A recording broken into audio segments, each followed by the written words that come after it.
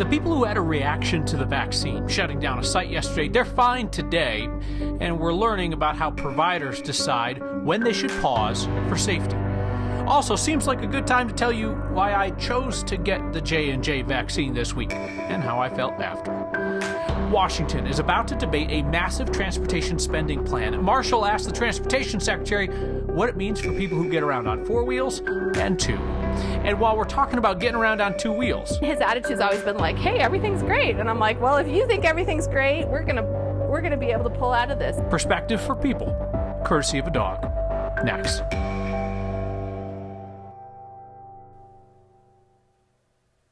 As Colorado gives the all clear to the mass vaccination site, which shut down suddenly yesterday when about a dozen people had an adverse reaction to the vaccine, we are also hitting a vaccine milestone in our state.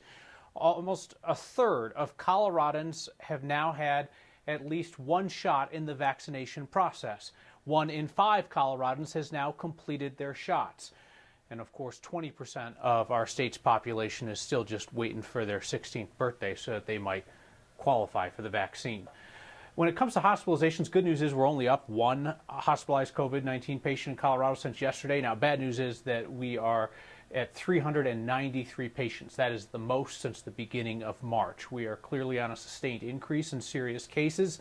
This time last week, 326 COVID patients were being treated in Colorado's hospitals. Our positivity rate looks like it might be stalling out after it rose steadily day over the last week, 5.1% yesterday. We will certainly take that. 7-day average is now 5.6%.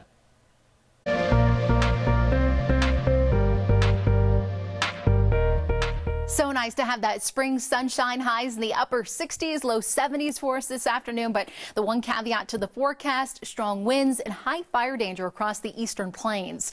Tonight, we're going to be watching those winds settle down, but only temporarily. Temperatures only falling to the mid-30s. But look at this cold front that takes a line drive into Colorado. It'll bring the high country just a couple of inches of snow, really kick up the winds for us here in eastern Colorado tomorrow, and also drop our temperatures just a bit. This is 7 a.m. tomorrow. 40, 50, 60 mile per hour wind gusts coming through.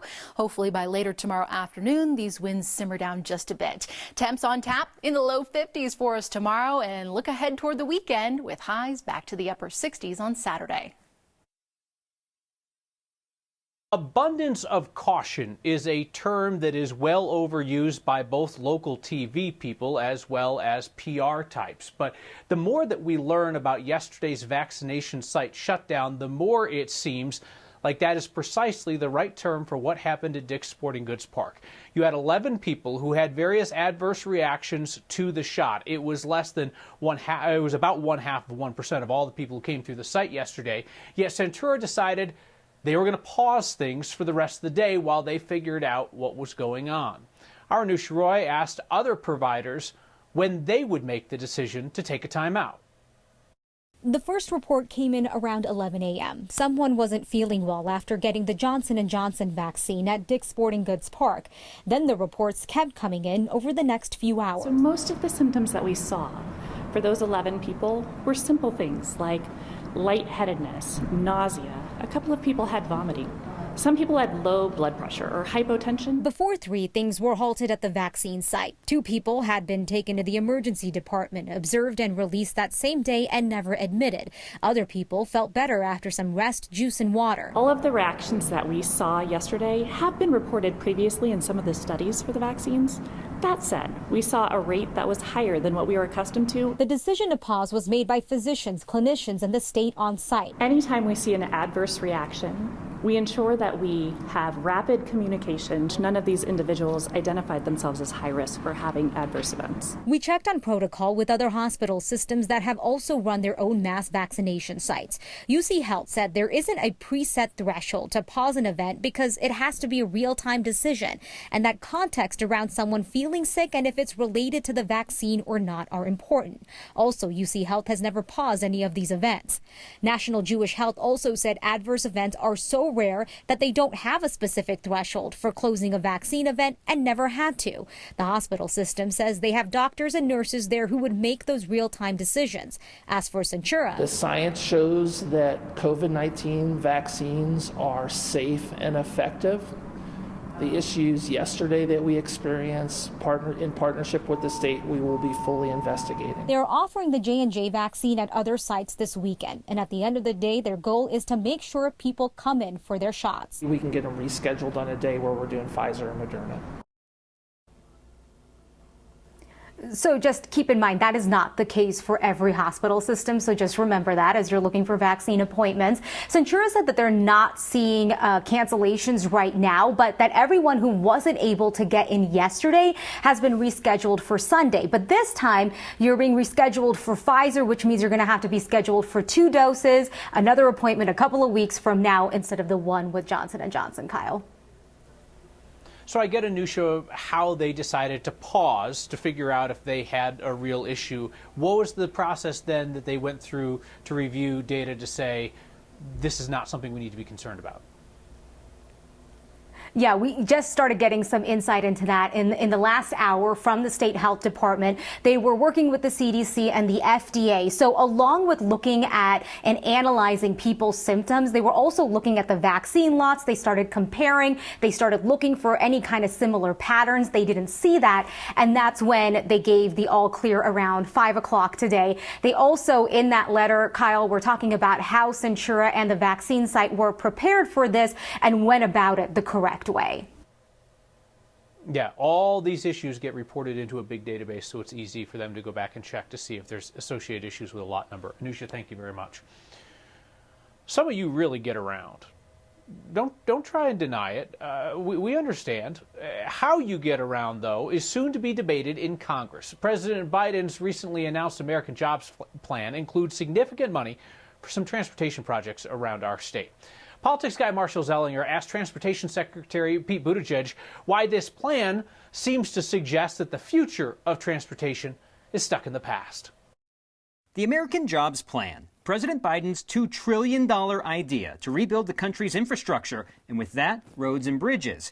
The fact sheet for this plan is 34 pages, and I found one glaring omission that I discussed with Transportation Secretary Pete Buttigieg. I searched terms like bike, cyclist, walk, pedestrian, multimodal. Variations of those words showed up 3 times in 34 pages. How will alternative modes of transportation get paid for when the fact sheet summary doesn't really include them? Well, it's all over the plan, although you might see it expressed in different words. One of those words is safety.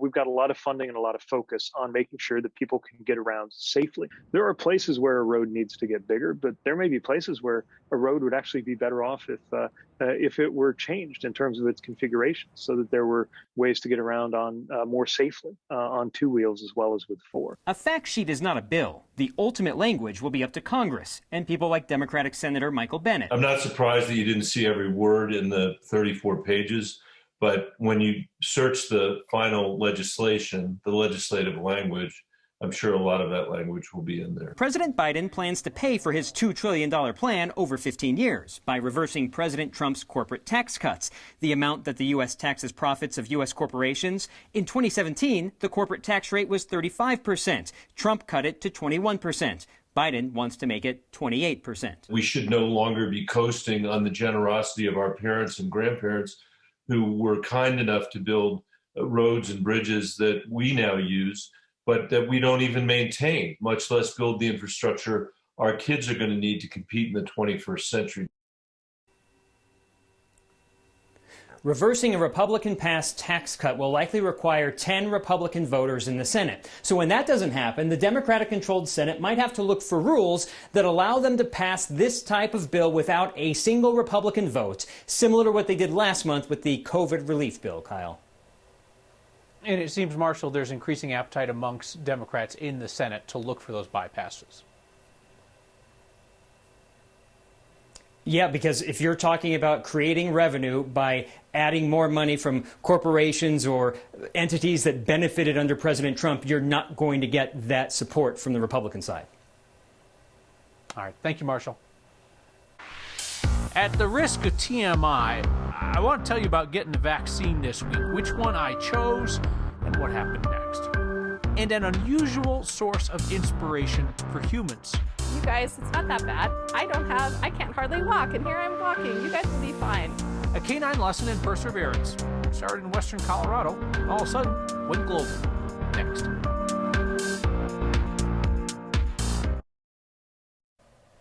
President Joe Biden's acting on calls from various legislators, including some Democrats in Colorado, to make changes to gun policy. The president today announced he's asking the Justice Department to regulate so-called ghost guns. They're kits that allow people to assemble guns from parts so they don't have a serial number.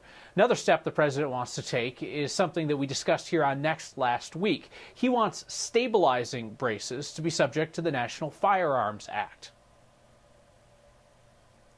So that was one of the requests of Democratic Congressmen Ed Perlmutter and Joe Neguse, who sent a letter to the White House last week asking for action on these devices. Those are accessories that can be added to pistols to make them function more like a rifle without the associated regulation. It's a point of contention for gun owners with disabilities who depend on those accessories to use their weapon, and they're concerned about privacy if they're forced to disclose their medical information. So I got the shot. I'm telling you because I told you that I'd tell you when the time came, and because the governor also asked during our live vaccine town hall if I would be public about my vaccine choice. So there you go. Filled with gratitude for science and for scientists, and appreciative of everyone who made real sacrifices to keep our neighbors safe over the last year.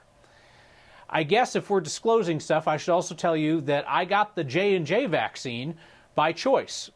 The appointment site that I found late one night had both J&J and Pfizer available. I chose the one and done shot simply because my schedule can be kind of unpredictable.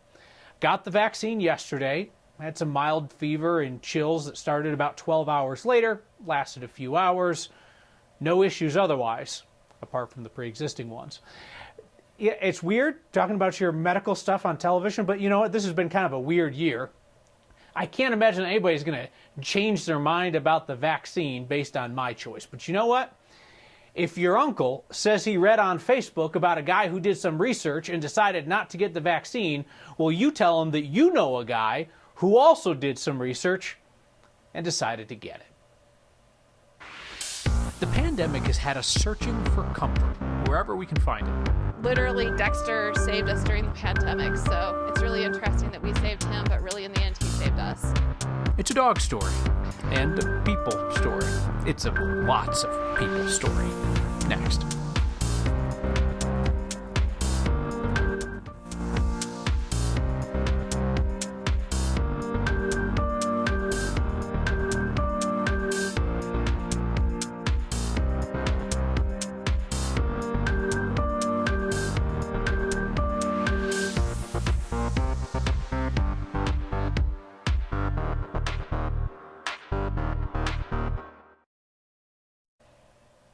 Social media has been both a blessing and a curse throughout the pandemic. Had it not been for the events of the last year, a dog in southwest Colorado wouldn't have gotten famous. Our Steve Steger and photojournalist Ann Herp somehow convinced management to allow them to travel 5 hours to bring you a dog story. In a state made for a camera roll, It's so super beautiful. It's amazing. Ouray, Colorado stands out. In the summertime, you can't walk down the street without walking in front of somebody taking pictures and stuff. This place is too beautiful not to share. Whichever way you look at this town, it's absolutely gorgeous and fully Instagrammable. Yeah, we just all kind of play in the mountains here. The beauty was only part of what brought Kenty Larson and her family back to her childhood home. Leaving and coming back, you really understand how unique this place is. Kenty, her husband and kids live in the house where she grew up with her mom and dad. That one looks really good. 3 generations around the same table. And Dexter. He is extremely goofy. He's extremely sweet. He's a little mischievous. A lot mischievous. Dexter is a quick learner. He loves attention. Just look at that face. The most famous dog ever. And in a town surrounded by beautiful mountains, Stay. he's got to do something to stand out. Okay, let's go downstairs. Dexter might actually be the most Instagrammable thing here. Come on. Yeah, Instastar. Okay, let's go. It's pretty funny. They just like a couple walking down the street almost. He's the absolute best and such a quirky dog. This is how Dexter walks, runs, everywhere. It's a lot of running. and I have to slow him down. Kenty and Dexter do have to slow down to answer the obvious question. Why does that dog look like a human? Because he only has 2 legs that really work well. Why? Because he was in an accident. It can be tough to talk about. Right by the blue sign. I get choked up. I can hardly say that. Back in 2016, about a year into his little life, Dexter was hit by a truck. We didn't think he'd make it. His front legs got caught underneath the wheel. Kenty and her family had already put down 2 dogs in 2 years. I couldn't put another dog down without giving him a chance. After surgeries and a whole lot of rehab, Dexter started to adapt. I know humans can do it, but to see an animal adapt to, obstacles and things that, they weren't born that way. And of course, it hit the internet. This video shot by someone from out of town. Morning walk. No one around. It turned Dexter into a pandemic star. No, he cracks me up. I just can't believe that he cracks up all of these other people as well. Now everyone wants a piece. Louis Anderson came to me. He's a big comedian. Do you know Louis Anderson? We just have talked back and forth, and he wanted to do a voice of Dexter and asked if that was okay. We gotta get there. They're waiting for us. They're holding the bus for us. The sudden fame gave Dexter's mom something to do when the pandemic stole her job. Got me up in the morning. The film and the conversations online got me moving again. You can. You want to sit? You want a treat? With Dexter, there's plenty to talk about now. Oh gosh, that's a huge piece of meat. Oh, bring it down. Yeah, that's good. That's good. Here you go, bud. Say thank you. This is Dexter. Come on. We saw a dog just kind of walking with its owner, and I can remember one of my kids saying, "That dog looks weird. What's wrong with it?" Because this is now our normal. A new normal. Let's go. Let's go. Where have we heard that before? Let's go. Literally, Dexter saved us during the pandemic, so it's really interesting that we saved him, but really in the end, he saved us. For next, I'm Steve Stager. Okay. I know every dog looks happy, but that dog looks really, really happy. Firing up the grill in all kinds of weather. It's the most Colorado thing we saw today. And your feedback next.